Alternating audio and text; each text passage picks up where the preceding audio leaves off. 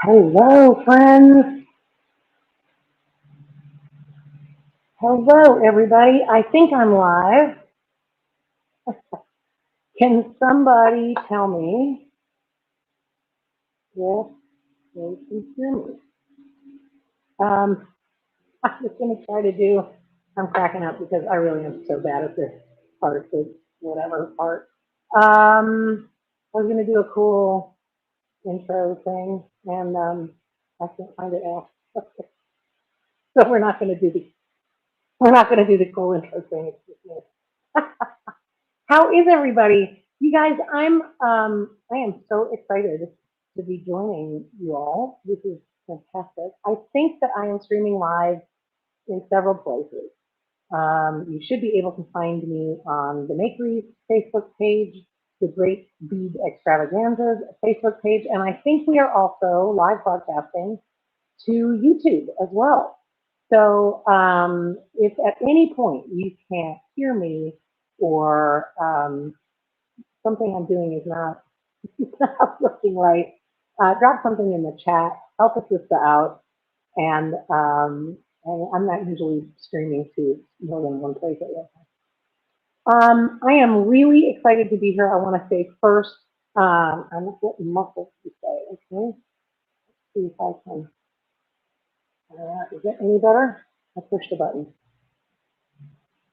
Hang on. Um,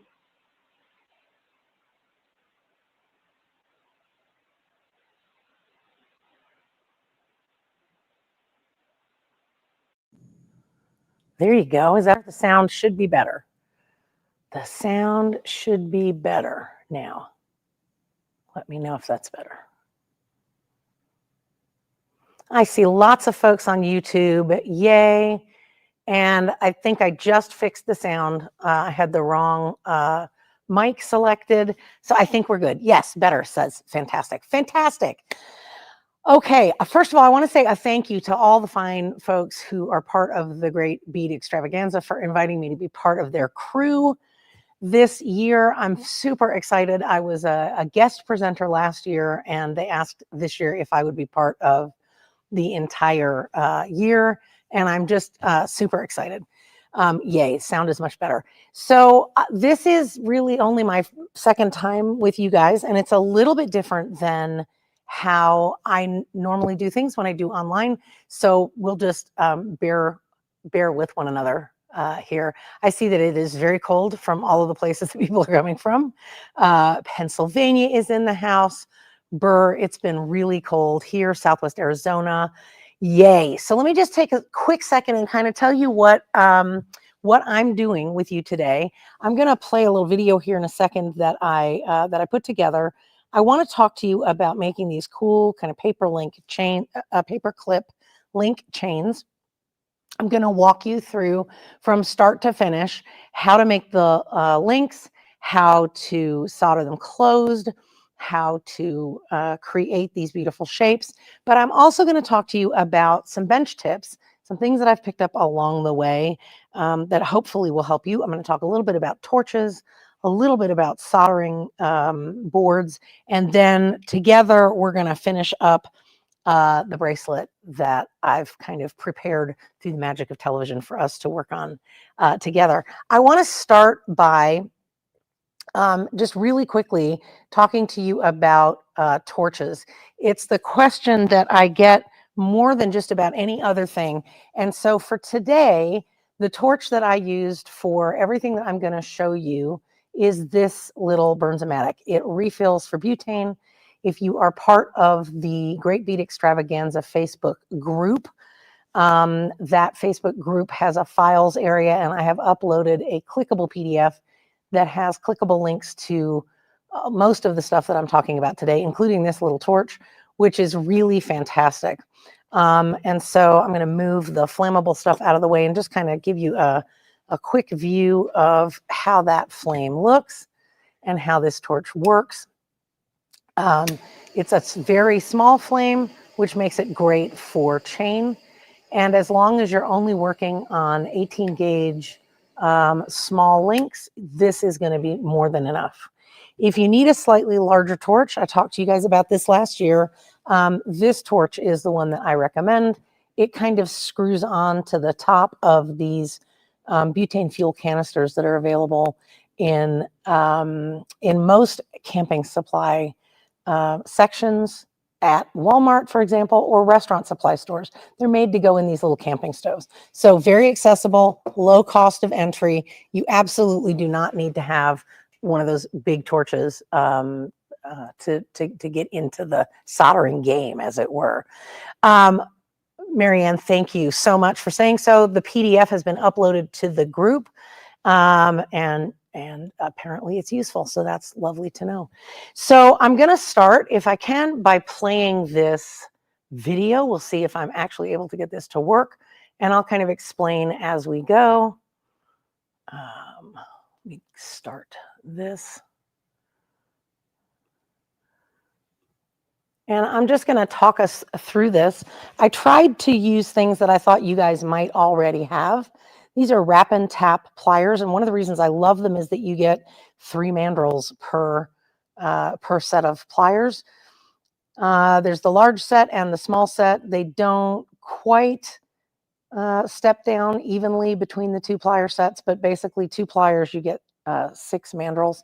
And I find that really useful. Sorry, I'm just going to drink a little bit of water. I'm surprisingly nervous about talking to y'all. We're going to make round links to start with, and then we're going to solder them closed. But before we do that, we have to cut them apart. And you've got a couple of options for that. You absolutely can use a clipper to cut them apart, making sure that as you make each cut, you're flipping the clipper so that the flat part is to the work. And the problem with this is that anytime you make a cut into the metal with these cutters, you're going to get a little bit of what do you call it? Like a pinch. One side, the side that is on the beveled side, is really quite pinchy. This one on the other side is less pinchy, but it's still a pinch. And either of those things are going to make it hard to close this completely. So here I'm just going to show you that even the flat side, which is on the left side of your screen, there's a little pinch there. And so if you're going to use your cutters to cut these apart, you're going to have to clean this up. The simplest way to do that is using a rotary tool like a Dremel or your flex shaft, excuse me, and then use a diamond separating disc. You can get them very inexpensively on Amazon. I did not link to that. This is one from Rio. And just working between those 2 ends at the same time so that they're parallel. And that's going to clean up that little pinch. And then you can just go ahead and use your Wubbers pliers, my favorite pliers in the world, to get those closed up. As you can see, this is a little bit time consuming. Your other option is to find pre-made jump rings someplace. The trick is it's just got to be uncoated wire. It can't be anything with a coating. So my preference is to saw them apart. There's still going to be cleanup in either case. I've got to use a radial bristle disc to clean up the burr. And what I'm doing is just wrapping my coil in a little bit of painter's tape. I'm drawing a line down between the 2 ends to show where I want to saw. And then I've sped this up because nobody needs to watch me do that all day long. I'm just sawing through that. It just takes a little bit less time. And again, as I said, still some cleanup. Anytime you saw or file, there's going to be a little burr. And so this just goes a little bit more quickly. Yeah, Colleen says, wow, so good, except I don't actually saw that quickly. Truthfully, I do not saw that quickly. So what I need to do now is to take a radial bristle disc and just hit that burr with the radial bristles. That just knocks that burr off. If you don't knock it off when you go to solder, it's going to fuse down and make an ugly bump. So speaking of solder, the tip to getting really good clean seams is making sure your solder is really small. Nobody wants to spend their time cutting solder this small. That one there on the left is Stuller's chip solder. This solder is even smaller, a little bit irregular, and that is available, also called chip solder, not helpfully, that size from Rio Grande and our friends at Halstead Bead. So I'm going to use the one on the right because that's even smaller than the small solder on the left. And you'll see in just a second that small is really small. Usually the thing that I do is I put it on a small charcoal block and I kind of spread it out. I sprinkle it out, spread it out with the tip of my pick. I see lots of folks saying hello, hello, Massachusetts and Minnesota in the house, Austin, Texas, you're right up the road, Virginia, Stuart, Florida, welcome guys. And then I'm just taking my torch and I'm going to ball these up. These are teeny tiny little things. You got to kind of sneak up on it with your torch flame because otherwise you literally can blow them off the top of the charcoal block. So I'm just going to ball them up. You can see them. There they go, balling up. And believe it or not, that just makes it a little easier to handle. So get those all balled up. I'll take another sip of my water.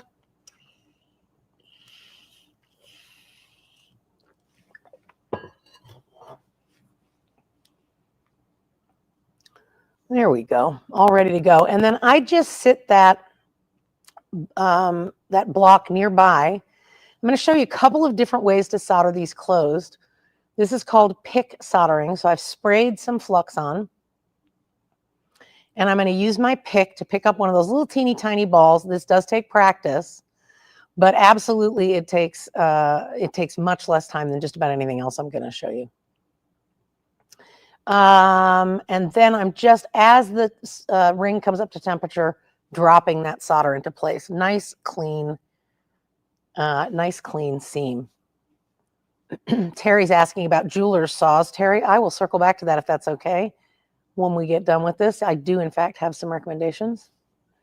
This is paste flux as opposed to the spray-on version. And again, there are options, right? There's not necessarily one right way to do things. You can do things lots of different ways. I like paste flux for this because you can kind of stick things in place. And so I'm just going to tuck that behind the seam. And then I'm going to heat this whole thing up until it flows. Kate Richburg says, I've never balled up my solder. Great tip. It leaves less of a ghost because it's going to ball up before it flows anyway. So might as well help it along.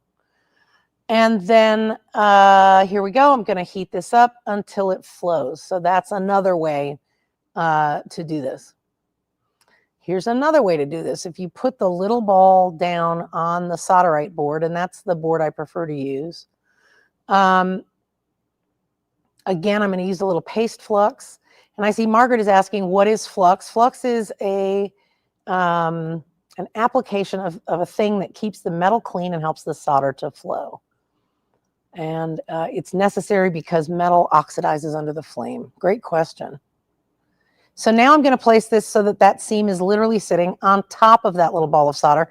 And for those of us who may be having a little difficulty seeing sometimes, the thing I like about this way of doing it is that there's a really good visual cue when the solder flows because that ring literally drops. You'll see that here in just a second. Here we go.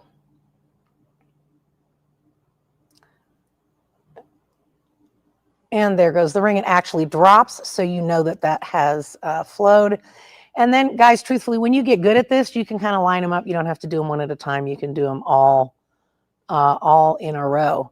So, again, multiple ways of approaching this. I almost said skinning that cat, but I got yelled at by cat fans once for saying that, so I won't say that. But lots and lots of different ways to approach this. And the flux is going to keep the rings clean-ish. But in the case of brass, which is what I'm using here, brass is an alloy. It's a combination of copper and other things. That copper comes to the surface and it's not going to look that pretty gold. And so I'm going to show you here in just a second how we clean that up. The flux is intended to keep oxidation during the soldering process to a minimum. This is me using the spray flux again. And again, guys, here's the deal. As lifelong learners, your job is to take classes with as many different people as you can and pick the things that are useful to you, put together your own workflow. That is how every working metalsmith has done it from the beginning of time. You're going to do the stuff that works for you. You're going to not do the stuff that doesn't work for you. There are multiple right ways to do most things. So don't get hung up on that, okay? If it works and it doesn't hurt you, it's fine. Do what works for you. So you can go through and solder a bunch of these all at one time. I'm literally just picking up the solder with the tip of my pick and dropping it into place and moving on. How long did it take me to learn? Carly wants to know. Well, that's a great question. I've been doing this about 15 years, but I'm still learning. There are still things I screw up more frequently than I would like to admit. But I don't think you ever really stop learning. There's always things I want to get better at. There's always new skills I want to add to my toolbox. So I hope I don't ever stop learning. But I would say it probably took me about a year of solid practice before I felt really comfortable with the torch. It does take practice, and you're going to burn some stuff up. So I'm trying to show you how to do this with brass and copper. Silver is kind of crazy expensive right now, and I understand why that's a little intimidating. But you absolutely can do it with brass and copper wire. And then I'm going to flip this over. Sometimes you can get a little kind of a nubbin on the back because it's kind of sitting up against the thing. If you just flip it over and reflow the solder, it'll smooth that out. Now, I tend, when I'm doing a chain, I solder the smallest rings together first, and then I string it together with the largest rings, because I'm going to show you how I solder those large rings together here now. And it's just a little bit easier to get to the seam if the ring is a little bit on the larger side. So that's me. You can do you. If you want to do that a different way, you can do it. But I have found that soldering the larger rings in this upright direction that I'm going to show you is easier. I just use a cross lock. I clip the jump ring in the cross lock. I run the rest of the chain back behind the cross lock, and I just run the flame across the top of that. I don't ever point the flame down at the chain, and that's how I keep the chain from getting soldered together. Again, this is going to be pick soldering. I'm going to heat some flux in place. I'm going to use my pick to pick up some pick solder. Oh, I guess I'm using tweezers here to show you that it can be done with tweezers. If you don't like the idea of pick soldering, you can do it with tweezers. I forgot I showed you that.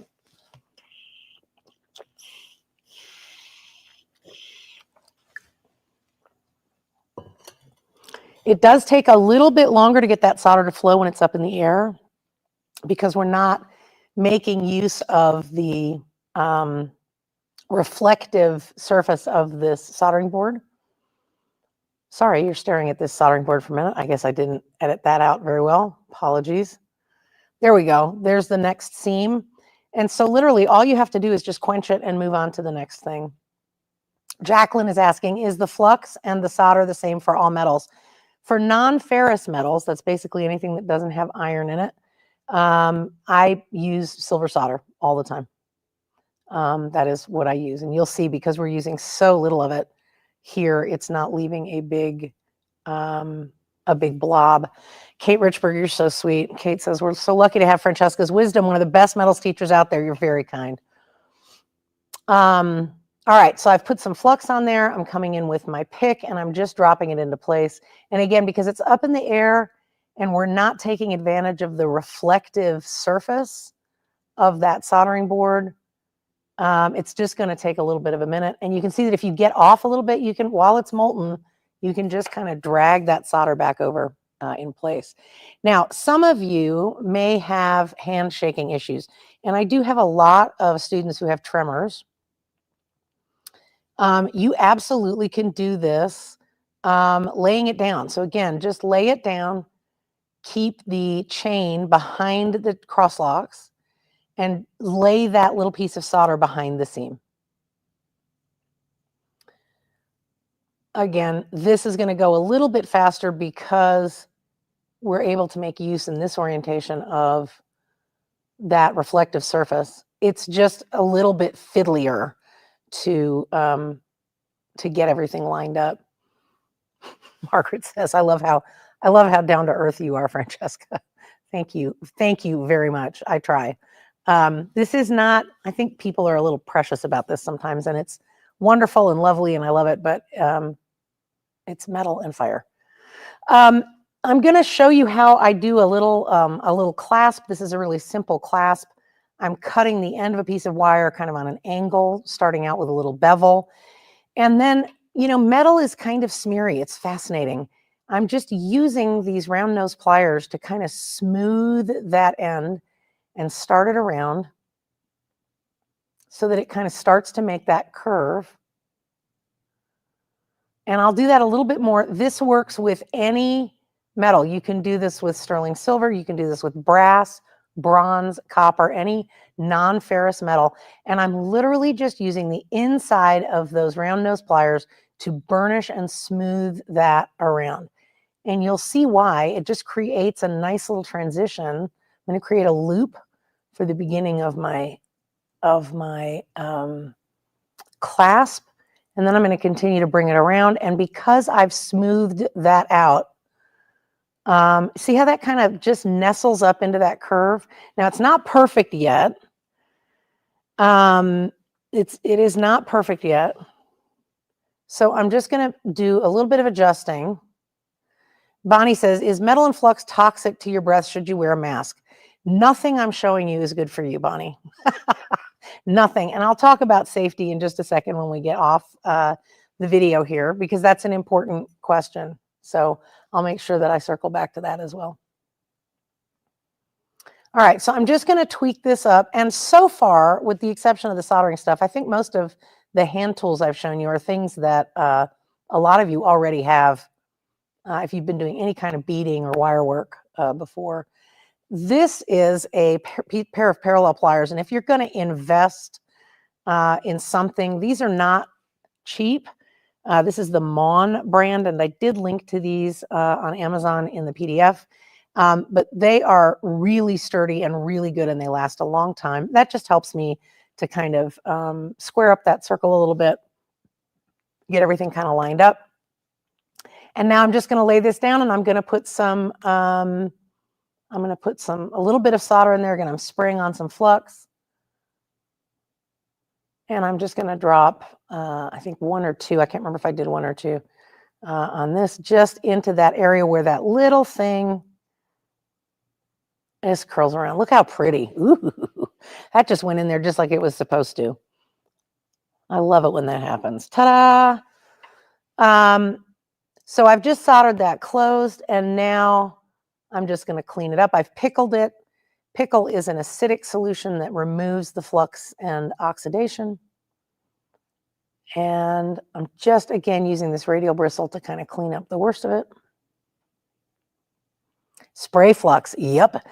Carla says, spray flux, yep, spray flux. And it's my favorite thing. It's kind of messy. I like it better than paste flux for most things. So again, just a little bit of cleaning up here. Jackie says, metal, fire, and fear. Listen, you can't let it know you're afraid because it'll eat your lunch. It's like animals and small children. If it knows you're afraid, it'll eat your lunch. These are all learnable skills, guys, I promise. And then I'm just going to make kind of a squared off clasp. I don't want it to be too round and swirly. I want it to kind of match the links that I'm going to be making. I have no idea what oh, there you go. I'm reaching for a different, there we go. And so I'm just kind of squaring off the top of that. And then I'm going to kick up the bottom part and clip that off.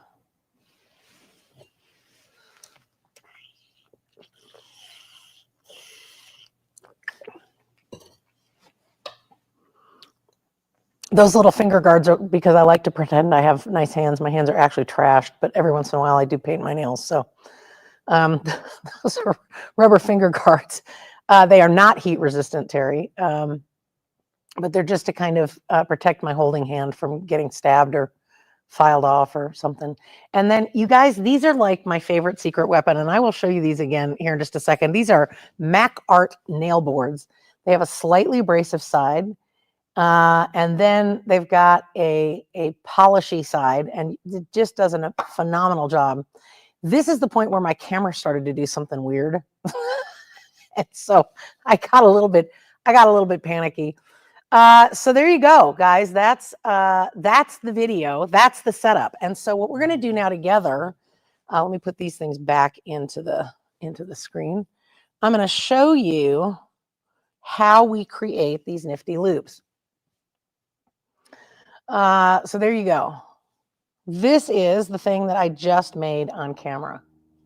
These are some other ones that I did earlier, as are these. So this is brass and copper together, and this is brass.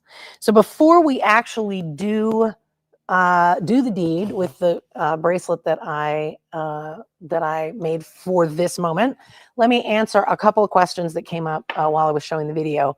First of all, saw recommendations.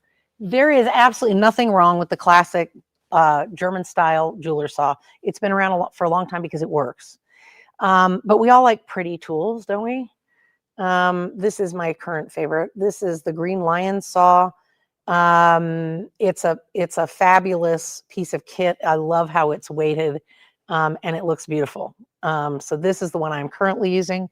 While we're speaking about pretty tools, you can get yourself any number of soldering picks out there in the world.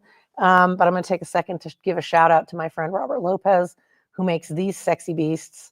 The plain ones are made for him under licensing by our friends at Pepe Tools. But Robert, every once in a while, does special runs, limited editions, and oh my gosh, isn't that beautiful? So this is the one I tend to go with, pretty tools. Not that you asked about soldering picks. And then let's have a conversation about safety. So I'll take this second to just kind of give you a plug. The second torch Connie Pasternak is asking that I showed, it's this one. Oh, nope, remove. I hit the wrong button. Sorry, guys. It's this. It screws on directly to a butane canister. And it just connects thusly and screws on. And again, this one is available also from Pepe Tools. This is one that they are importing at my request because the one I liked went out of production. And so I will just start by saying that I could not, in an hour's time, cover all the things that you would need to know, really, to be safe working at home. But I like to say that metalsmithing is a full contact sport. Nothing about it is good. The fumes are bad. The particulate is bad. The abrasives that we use are bad. It's all bad for you. Every single bit of it is bad for you. So you always want to make sure that you're working in a well-ventilated area. You want to make sure that you've done your research and you know what is in the chemicals that you're using. Every chemical that you purchase, every metal that you purchase should have a safety data sheet that tells you exactly what's in it, exactly how you should use it, exactly how you should not use it, exactly what the effects on your health would be if you misuse it. And so you really, this is not a thing for you to undertake lightly. There's no point in being scared of it, but having a healthy respect for it and exercising appropriate caution is smart.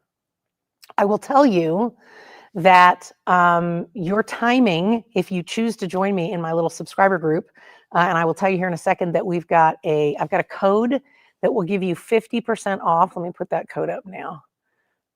If you go to this link, makery.link/subscribers, and you use this code at checkout, TGBEWM26, it will give you 50% off your first month. It's only $15 a month, so that's $7.50 for your first month. And We have just added a couple of benefits, one of which is that we are doing a brand new beginners office hours every month. We did our first one in January. We talked about torches and soldering surfaces. And next month, we're going to be talking about essential tools. And then we're going to be talking about setting up a soldering station and some safety issues. So we have all kinds of stuff for beginners. But just to say to you plainly, it's all bad for you. So you need to do your own homework, you need to do your own research. You need to make sure that you are being safe. You'll notice I'm wearing these. These are safety glasses. I don't do anything with a torch or with a rotary tool without my safety glasses on. Yes, Margaret says, and fire extinguishers are non-negotiable. Fire extinguishers, and if I may say so, also fire blankets. We have them all over here. I just did a thing for my group about the differences between fire extinguishers. You need to have the right kind for your studio. So there you go. I hope that answers some of the questions about safety. So let's have a conversation really quickly about what happens to the brass under the flame. So you can kind of see, here's a pretty brass chain that I sort of got started with. And you can see that this is also brass, but it looks an awful lot like copper. Let me zoom in so that you can see it looks like copper, and you can see that there's still some kind of schmutz on it, and it's kind of not great. And so we are going to do a thing called super pickle. This is the thing that, and you need to exercise caution, but basically the copper has come up to the surface on this brass. And so this is super pickle. This is a mildly acidic solution to which I have added hydrogen peroxide. And it's going to work fairly quickly. Let's see if I can see. Can you see those bubbles coming up? This is a fairly aggressive. You can see those bubbles coming up. You do not want to drop your piece in here and walk away, okay? Because it can create pitting. It works very quickly.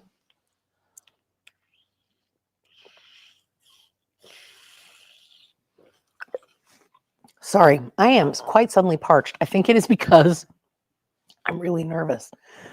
All right. So you can see that that's already becoming more brass-like. You want to exercise caution using this because pickle is mildly acidic. It's not going to kill you if it gets on your skin. If you have a sensitivity to it, you might experience some difficulty. But this, if it gets in your eyes, could be really problematic. You also don't want to lean over it and smell the vapors. Okay, it's not good. So can you see? Look at that. Look how pretty. Oh, now it's brass. So I'm going to set this aside. Off camera, I'm dipping this in a neutralizing solution, which is literally just baking soda and water. And now look at that, it's brass. So it's all soldered together. And it's ready for me to clean it up. Isn't that, it's like magic. Kathy Sargent is asking, is working outside a good idea? It can be. The wind can cause problems. Bright sunshine can cause problems. It's not my preference, but guys, I say this to my students all the time, you do you. If it's safe, it's not going to hurt you. You do what works for you guys, okay? Truthfully, you do what works for you guys. All right, so I'm going to pull in something I wanted to just kind of show you. This is kind of a bench hack that I picked up a few years ago. And especially now that silver is so expensive, I want to show you recipe cards. So before I got started making a bracelet, I went through my pliers and I did a whole bunch of test links. And I made a note about each one. Was I using the large or small wrap and taps? Which mandrel on the large or small wrap and taps was I using? Which of the many pliers that I have to create these links did I use? And what And what position on these pliers did I use? I literally went through and I made a bunch of what I call recipe cards, okay? So these were the large wrap and taps, the smallest mandrel. I used my red-handled forming pliers, and first position, second position, third position. This was the result I got using these pliers and the same size link. They're very different. Okay, these are the small wrap and taps with the large mandrel. 16 gauge wire, which proved to be a little bit heavier than what I wanted. But again, first position, second position, third position. So now at any point, I can go back and look at these. Here's 16 gauge using the blue handled forming pliers. You only have to do this once, but you are creating a whole library for yourself of options. So this was a great lesson using my large wrap and taps and the smallest plier.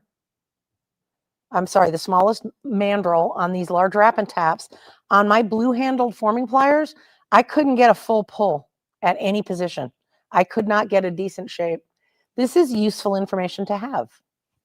So at any point, if I'm going to work in sterling silver now, I'm going to prototype and I'll start here and I'll just know 16 gauge, even on the smallest mandrel of the large wrap and taps, I can't get the shape that I want to at any position using these pliers. Can't be done. So again, 18 gauge. These are the choices for 18 gauge. Again, I couldn't get a full pull in any position with the blue handled pliers either. It was better than the red handled, but not by much. So I've literally got a file box on a cart behind my desk that I store stuff like this in, recipes for things. And so that's my bench tip for you. Keep records.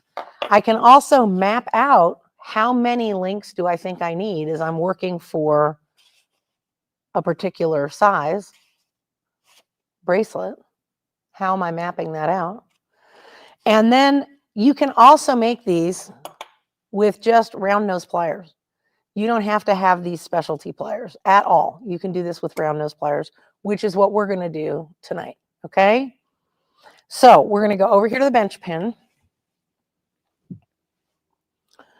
I have my back turned to the comments. I'll try to remember to look over my shoulder periodically. But the first thing I want to do is clean these up. So I'm going to put my little finger guards on. How am I doing on time? Oh, I'm doing good on time. Not like last year. Okay. So I have a couple of spots I can see already that are just a little gunky. And I'm going to just start here at the top. See if I can zoom in a little bit tighter so that you can see that even with those teeny tiny little bits of solder, I've got a little blobby happening there. The simplest thing to use are foam nail boards. Those are the simple things. What bench pin is this? This is called literally the perfect bench pin. It's by our friends Michael Fee and Mary Wolgamuth at Flow Studio Supply on Etsy. It is my favorite bench pin. I love it. Love it. Melanie says, I see a few book deals in your near future. Hook us up. I would love to do a book. All right. So using these foam boards, can you see that that gives a little bit? I can press and go across and I can kind of clean up those little knobby knobs without flattening the wire. It's still round. And I'm just going to go through and do that real quick because of that little foam give. And then here's my secret weapon. These little Mac Art green buffers. They have a very faintly abrasive side. And then this white side is shiny. And look at how beautiful that is. It cleans that up in no time flat. So I want to make sure that I am in Do that just a little bit. Adjust. All right. So I'm going to do the next big one.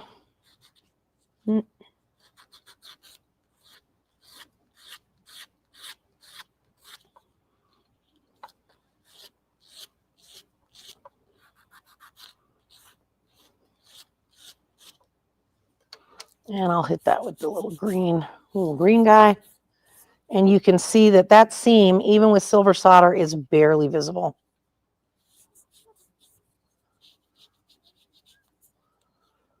And then hit that with the white side. So there we go. And I would just work my way down. I'm not going to do the whole, you don't need to watch me do, well, maybe. Let's do one more. Let's do one more together.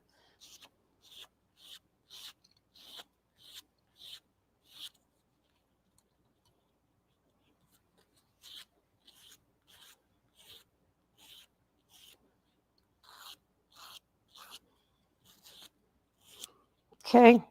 So this is a 400 grit. Nancy says, I'm in awe of your skills. I am not even the most skilled person in this room. Have you all met Kate Richford? You guys, seriously. But thank you. I appreciate that. So I'm just kind of shining this up so you can get a sense of, right? Look at how pretty that is. Brass is quite lovely. All right, so now let's get to the good stuff. Let's see. This is always a tiny bit. Can I say ass puckering, Kate Richford? I'm going to say ass puckering. This is a little bit ass puckering because this is where we're going to get to test our soldering joints. This is the moment where we are going to get to see. I'm going to do this overhead so you can see. Overhead. Let's move these out of the way.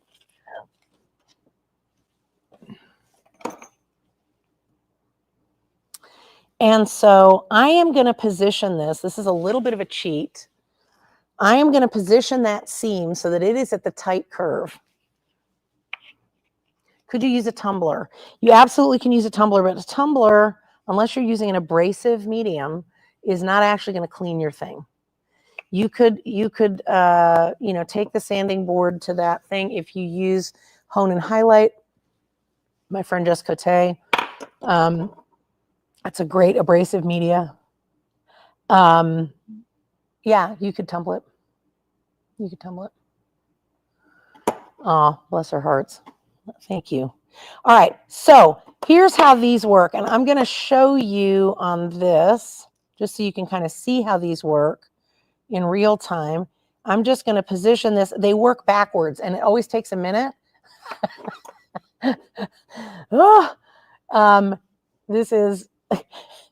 It takes a second because you're used to like closing pliers by squeezing them. It's just like backwards, right? These work, you put them in, and when you squeeze them, they open. So I'm squeezing pretty firmly, and I've got a nice little link. Isn't that cool? Super cool. And even better, my seam held. That's cause for celebration. So I'm on this first point. I'm going to squeeze a little bit harder. I really want that elongated. And then I'm going to come in. This is one of the reasons I love these parallel pliers. Kate Richford says, Hone and Highlight is my go-to. Mine too. I love these because these are going to provide even pressure. Let me show you this just to make sure we're all on the same page. Sorry. A normal pair of pliers opens. You can see that back here, this is narrower than up here. So as it closes, there's more pressure back here than there is at the tip. By using a pair of parallel pliers where that opening is the same all the way, I can take this link and just kind of true it up all at once because it's all getting the same pressure at the same time.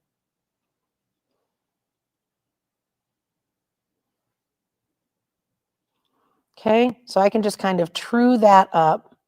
And that's not one of the links we cleaned, so don't Carla's saying, this reminds me of filing zinc-filled pennies. I dropped them in strong hydrochloric acid. The acid would dissolve the zinc and leave the copper shell. Yeah, that stuff that I showed you is, it's pretty strong. So you really do need to be careful. Like I said, nothing I'm showing you is good for you. All right, so now if we wanted to use our round nose pliers, again, I'm going to position the seam at one of the tips, and I'm just going to open it. Ooh. Open it.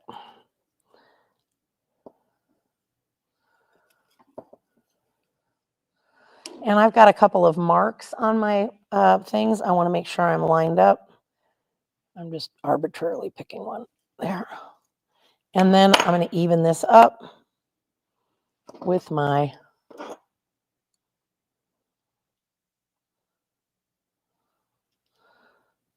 parallel pliers.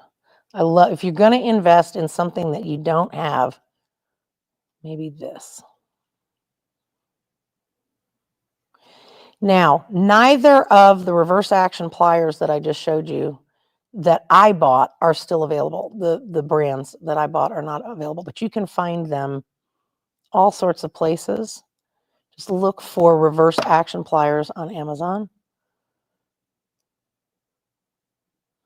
So you can see the difference. This link is pretty crisp. This is a little wonkier, right? I might need to get in there and do a little bit more. So let's go back to this.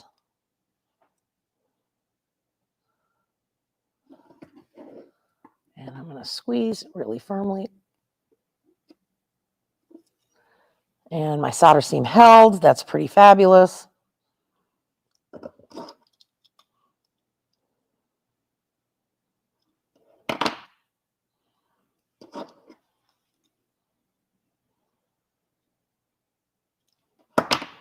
Clean that up and just work my way down.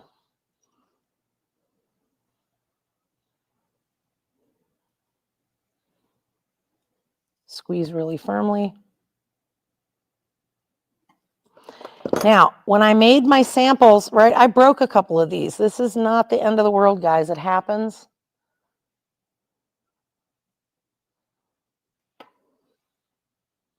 What, with jail time, what did I miss? Could they be left as circles? Absolutely, Randy, they absolutely could be. And as it is, I'm going to leave the little ones circles as this goes around.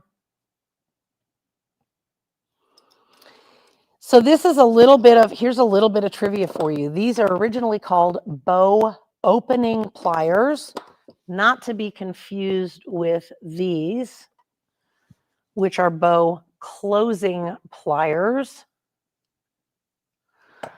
Bow opening pliers, the bow is the top of a man's pocket watch. That little D-ring at the top of a man's pocket watch, and these, you'd put these in and squeeze and it would open the bow. And then when it was over, you'd stick this in like this and squeeze it and it would close the bow. So bow opening and bow closing pliers. There you go, your trivia for the day.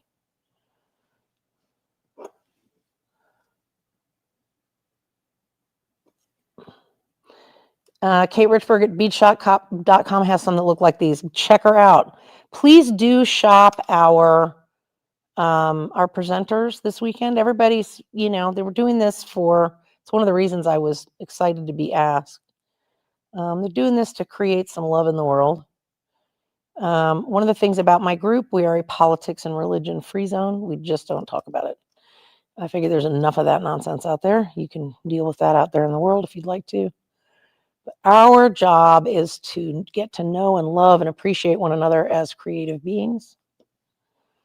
And so my group is not a place where we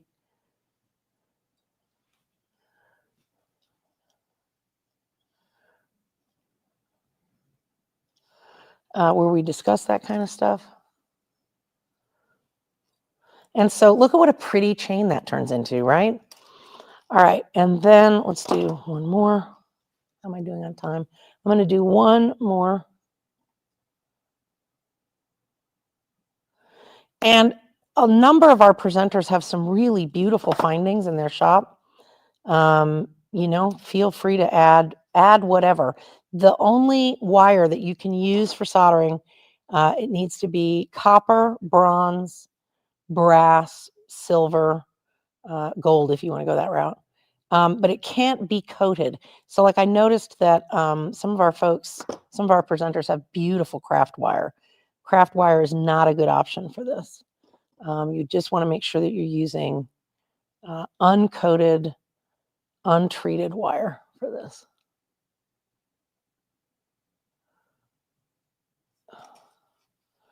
There we go. All right. So this is what we've got. We're going to pretend that that's a bracelet, right? It's so pretty. And the thing that I love about this, I mean, really, you can do, this is just truly the tip of the iceberg. You can do a whole variety of links. Imagine if you did something like this as a station where you did bead wrapping in between. I'm going to close by showing you, I don't even remember where I learned this from. So if this looks familiar to somebody and you know where this originated, please give a shout out, because I'd love to give credit to whoever actually thought of this. I've been doing bead drops like this for, gosh, 15 years. And I just legit don't remember where I learned this. So this is a brass wire. I'm going to take my chain nose pliers and I'm going to make a very sharp bend in the end.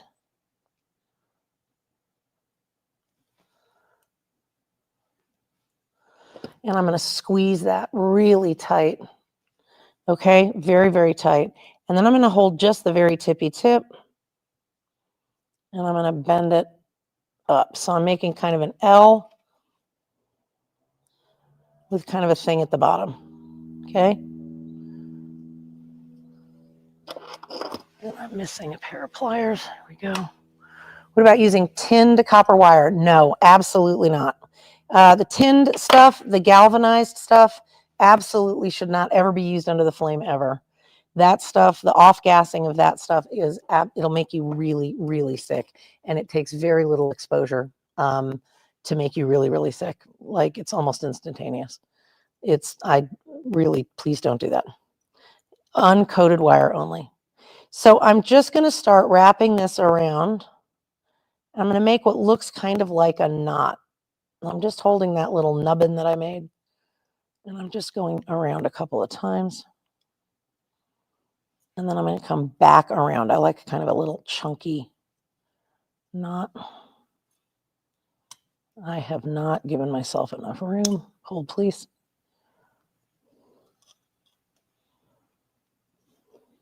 Hold, please.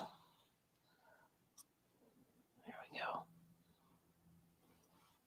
So kind of like a messy knot down there in the bottom.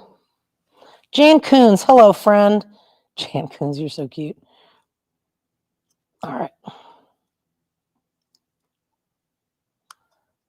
And I'm just going to tuck that end in. I barely gave myself enough room.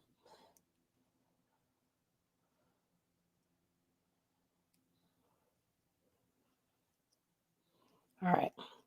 And then I have this chunky turquoise bead. And I love it because it's got all of this brown and kind of gold happening in the matrix. Am I familiar with parawire? I am. I love parawire. You can't solder it. It's got to be uncoated, unadulterated metal wire. All right. So I'm just going to slide this on and look how it makes like a little knot at the bottom, which I just love. And then I'm going to use my round nose pliers. I'm just going to create a loop at the top. I'm leaving myself kind of I think I want to leave a bigger neck, if you will. So this bead is pretty good sized.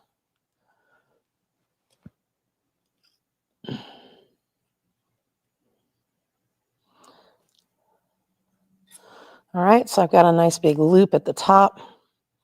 I'm just going to open that up. I'm going to stick it on my little chain. We're going to pretend I made a bracelet through the magic of television. I'll use this to hold this closed. And then again, I really love kind of a messy wrap. If you are not a messy wrap person, you know, again, you do you.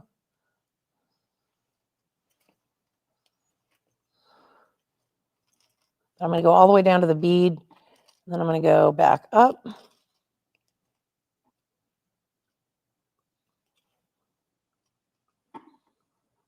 All the way to that loop.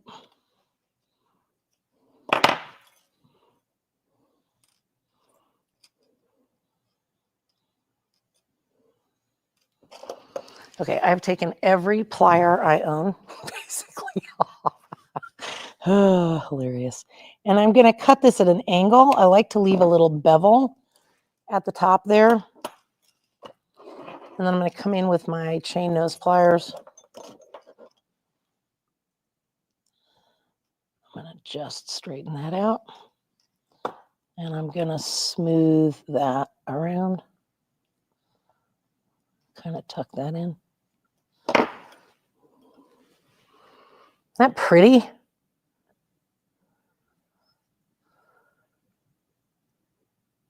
Right? So I think there's a lot of potential here, guys. I had a clasp here somewhere. Hold, please.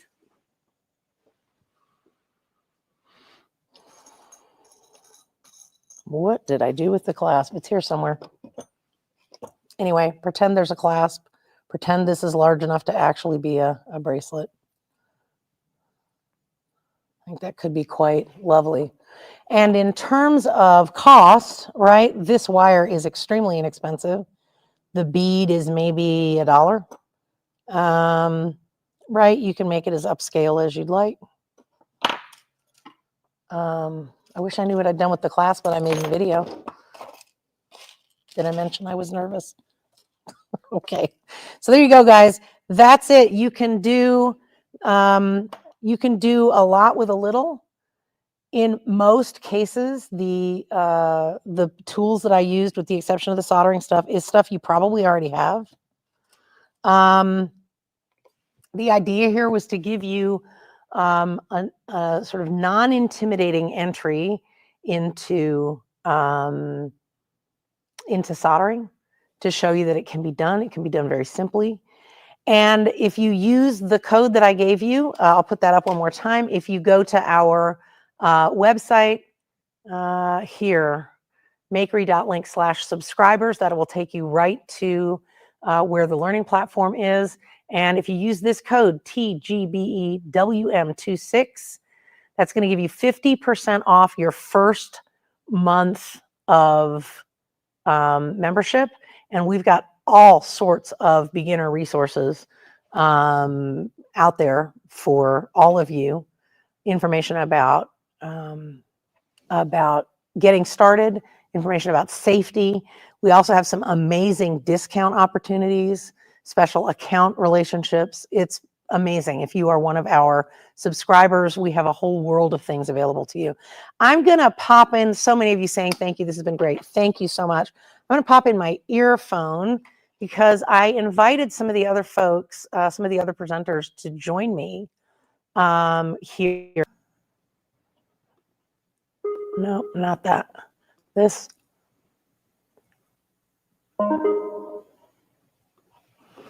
Hang on, I'm going to get this to work.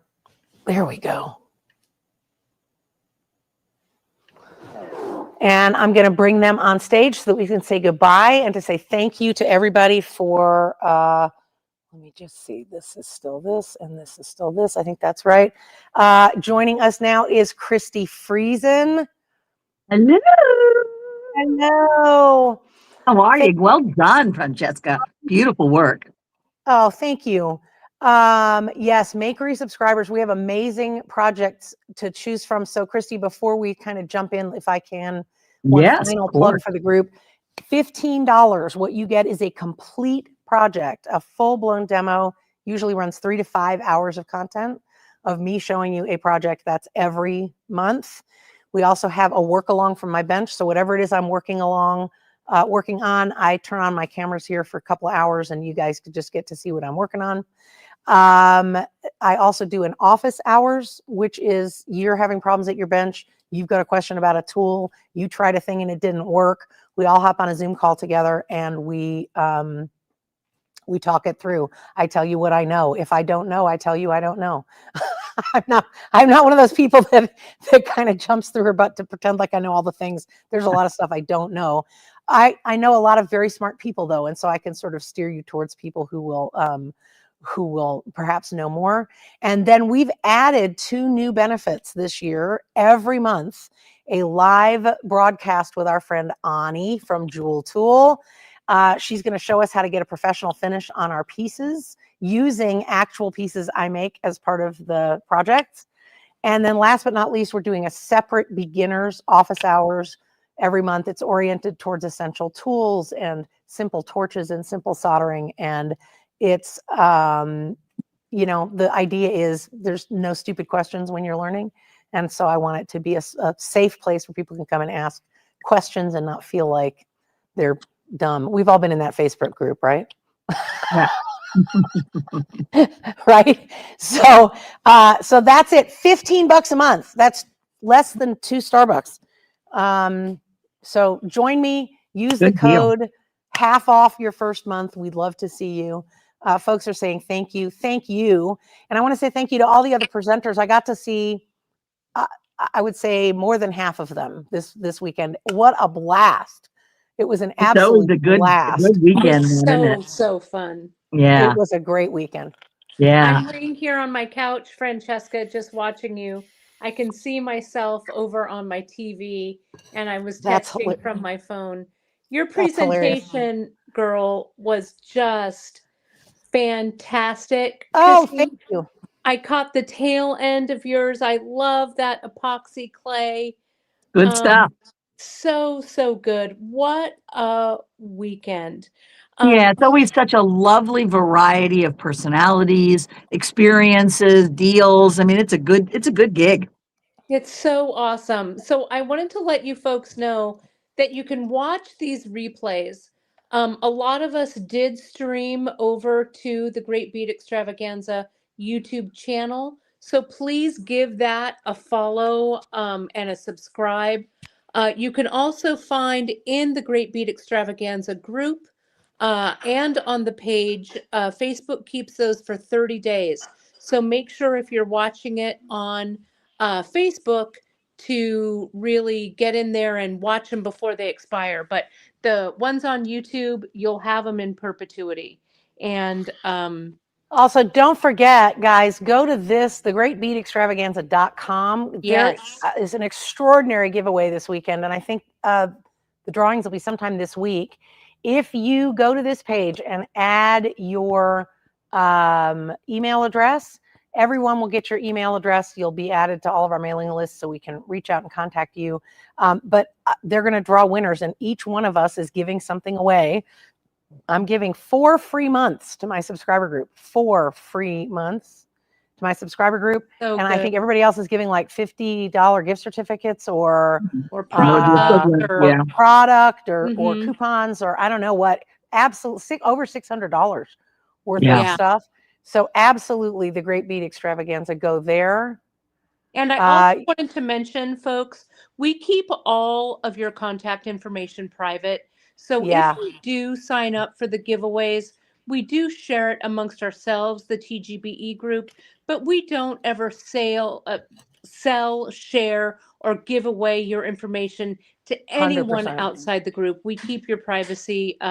It's really important to us. So I just want to pop that in there. Yep. And probably you were going to say this next, but I just wanted to remind everybody to mark your calendar for the next event, which is our spring fling. Were you going to just say that, Kate? No, but I was hoping you would, or you would. 11th of April, 11th and 12th. So preview night on Friday the 10th and the 11th and 12th. So write that down, kids, so you can be with us for that as well. So many folks saying thank you to all the presenters. Just a reminder, you guys, everybody who presented this weekend did it for free. This is a thing that we did, and it was actually one of the reasons I was so excited to join this crew. They did it because they want to spread a little love in the world. Our studio's tagline is "Love Others Well." That's kind of our mission, and it's just lovely to be part of a whole group of people that came out this weekend to just do the thing. Creativity is just a light in the dark. And doing that this weekend was just, with all of y'all, was just what a privilege and a pleasure. So make sure that you check out, there's a link to everybody's website, or the URL for everybody's website is on the schedule for the winter market. Please go out and support these folks. I don't sell anything except knowledge. So I don't have any. That's a lot, but that's a lot, Francesca. Well, but my point is, they've got beads and findings and beautiful things, and Green Girl Studios has some of the most beautiful cast elements. Oh my gosh! And I watched part of Heather's French beaded flower thing today that was just unbelievable. So good. So go support them. Go support them, and say thanks by telling all of your friends about them and sending work their way. And we also, from everyone at TGBE, Francesca, to you and to Rebecca, this was like your freshman, though you've been here before and Rebecca's also been here before, but it was your freshman year getting I was so nervous. You did amazing. Both of you were incredible. I was so nervous. Everybody did such a great job this weekend. So we're really, really fortunate to have the two of you through this year. So you and Rebecca both will be back through 2026. So we can't wait I'm to thrilled. see what you have up your sleeve. Hey, Rebecca's here. Hey, Rebecca. Oh, good. Thanks. Yes. All right. So thank you to everybody who joined us for this amazing weekend. If you have not already done it, please make sure that you go out to the Great Bead Extravaganza website and enter for the drawing over $600 in prizes. If you are interested in joining me in my subscriber group, makery.link/subscribers will get you to all of the information there, and 50% off your first month's subscription. So $7.50, such a deal. We would love to have you join us. We have a very cool group of people. So, well, thank you. On that note, I guess that's it, huh? I guess that's it for this time. Let's do my sign off. We'll all do my sign off together. Ready? Yes. Wash your hands. Keep them to yourselves, please. And love others well. Until we see you guys next time, thank you so much for joining us. Bye, everybody. Bye, everyone.